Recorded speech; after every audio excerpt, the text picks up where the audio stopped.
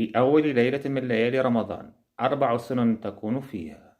بسم الله والصلاة والسلام على رسول الله. اللهم أهله علينا بالخير واليمن والبركة. 4 سنن تكون في هذه الليلة. أولا، تثبيت الصيام. قال صلى الله عليه وسلم: من لم يبيت الصيام من الليل فلا صيام له. ثانيا، دعاء رؤية الهلال.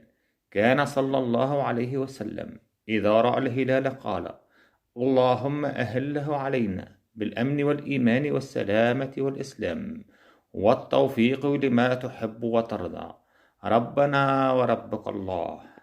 ثالثا، قيام ليل رمضان. قال النبي صلى الله عليه وسلم: من قام رمضان إيمانا واحتسابا غفر له ما تقدم من ذنبه. رابعا، السحور.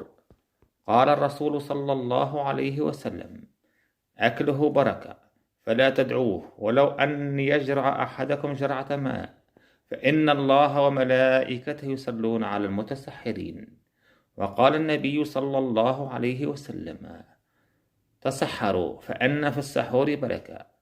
وقال الرسول صلى الله عليه وسلم: فصل بين صيامنا وصيام أهل الكتاب أكلة السحر.